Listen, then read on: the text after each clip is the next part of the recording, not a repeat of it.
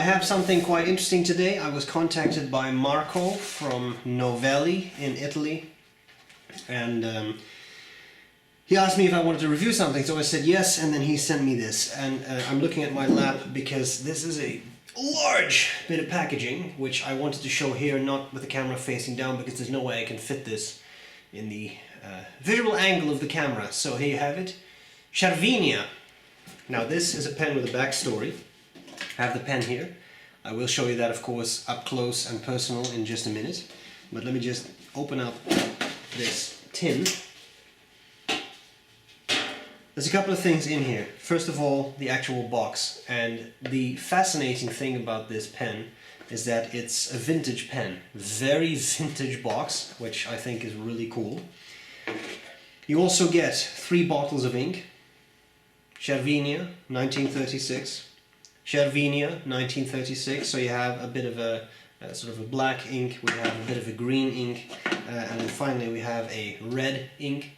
Cervinia, quite nice. And then there is an extensive booklet. Now, I'm not going to read you the entire booklet, but you can read more about this pen on the Novelli website. And in a nutshell, it's a very nice booklet, by the way. Full color, very nicely illustrated. In a nutshell, okay,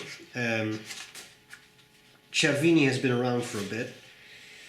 Now, 1936, SS troops get into Italy, and a large number of Cervinia pens are hidden away in a basement.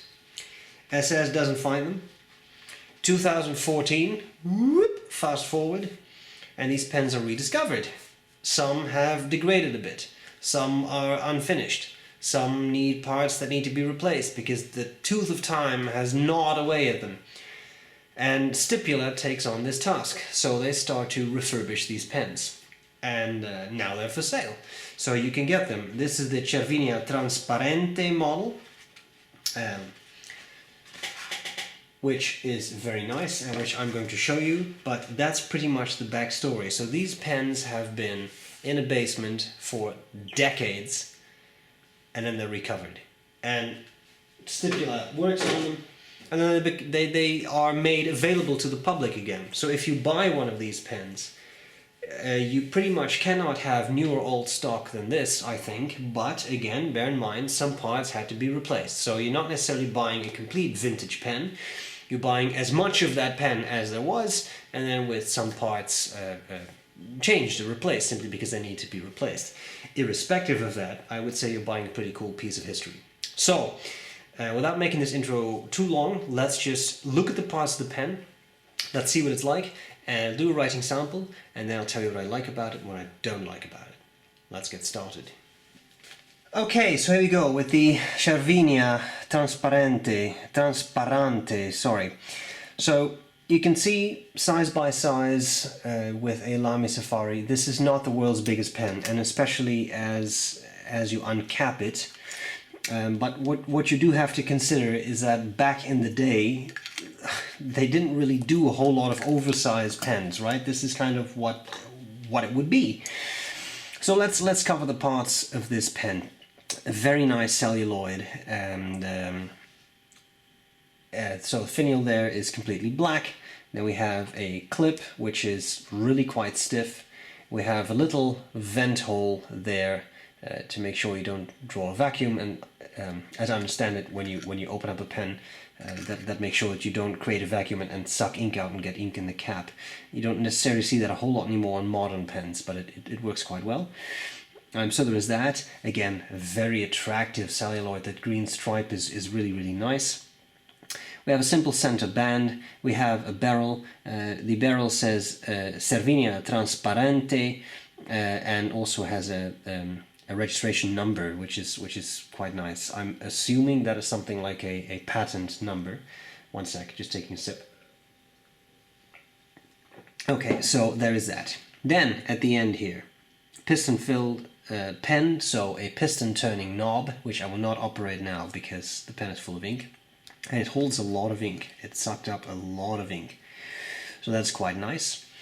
As I said, somewhat smaller pen, but to be honest, I find it quite comfortable. Definitely a smaller section, but it works well.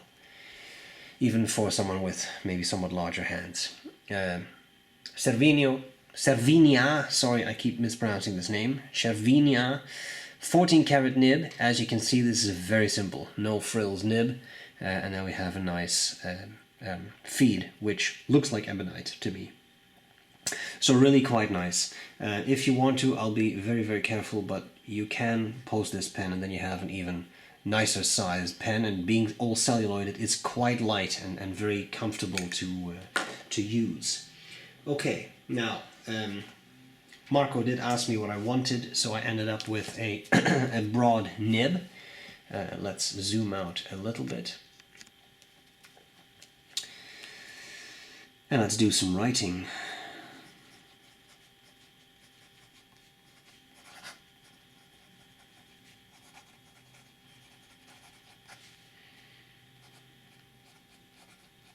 $14K broad. The ink is Ackermann Delft's Blau.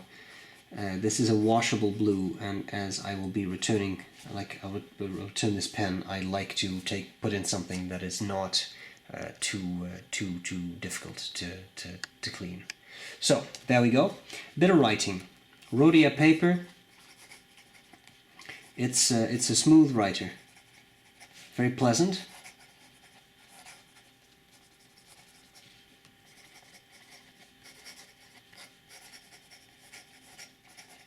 And I do really enjoy that, yeah. But fast writing.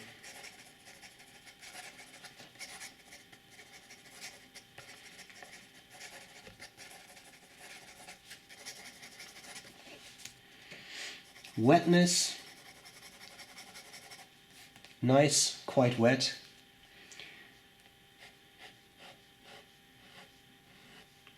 And definitely some springiness to that nib. Be very careful.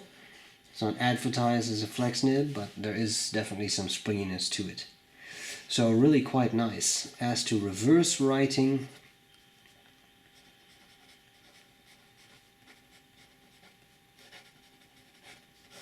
it's possible pen will run a little dry, but you can definitely get to a finer nib grade. So there you have it.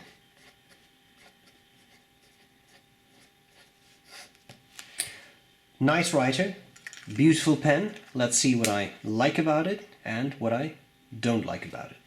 Okay, what do I like, what do I not like about the Cervinia Transparente? Well, I think there's a couple of things that this pen really has going for it. First of all, the material is very, very pretty. Those green stripes work really well. The green and black is very nice, very understated, but it really does work, and it's celluloid, so I mean that is really quite cool. The 14 karat nib writes beautifully, and a very pleasant writer. When I saw the size of the pen, I was not particularly impressed. I like some somewhat bigger pens. Now, what you shouldn't forget is that back in the day, this was the size of pens. People didn't really make larger pens, but I will say it is very comfortable, and I have used pens this size that I found a lot less comfortable. So in that regard, I think it's great. Very good writer, very nice. Also, the ink capacity is massive. I haven't measured it, but I used one of the Ackermann bottles to fill it up, and I just saw the ink level go down and down and down and down in the neck of that bottle. So big capacity, much bigger I would say than the average modern pen, which is really neat if you do a lot of writing. Celluloid's beautiful. I think, of course, the biggest thing that makes this pen so remarkable is the fact that you're holding a piece of history. I mean, the gentlemen hiding pen materials in a basement, them not being touched for decades and then being rediscovered. I think that is what makes this so special. And if you enjoy such a thing, if there's a lot of Second World War aficionados, for example, you are able to hold a piece of history, something from that era that was hidden away, that has that sort of adventurous back story to it. And I think that is really quite nice. So that, in my mind, is the biggest selling point of the pen. Not necessarily the pen itself, even though, to be honest, it's a very nice pen. It's a comfortable pen to use. It is a great writer. So I have no issues with that whatsoever. Things I don't like so much, well, there's two things to point out. The price of the pen is high. It's 1,100 euros. That does include the VAT, which is usually around 20% in Europe. So outside of Europe you wouldn't have to pay that, but even so, it's not a cheap pen. This is not a $50 pen, this is not a $100 pen. On the other hand, bear in mind, again, it is an older pen, parts of it had to be restored when you purchase this. So I would almost say it had to be refurbished, right? Not everything worked anymore. So work goes into that. Having said all that, it's expensive. It's an expensive pen. But again, I would say you are kind of buying a piece of history. So I do understand that there would be a somewhat higher price involved. It's not an average pen. This is not the type of pen that gets stamped out by the thousand a day, so to speak. There's a lot of love and care that had to go into making these pens available and writable again. Final thing I would like to say is it is a somewhat smaller pen, especially by modern standards. Here we have a Momento Zero, not the biggest pen in the world, but surely comfortable. And here you have this Cervinia, so you can see that it's a bit skinnier and it's not huge.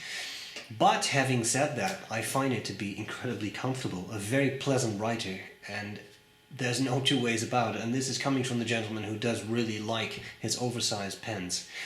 So in other words, I think it's a great model, I think it's a great pen, I think it's a very comfortable writer, and yeah, I think it is. I think it's really nice. So I'm definitely in favor of trying out this pen, playing with it a bit, and I found it a very enjoyable experience to do so. So Marco, thank you very much for lending me this pen. It will come back to you as soon as possible.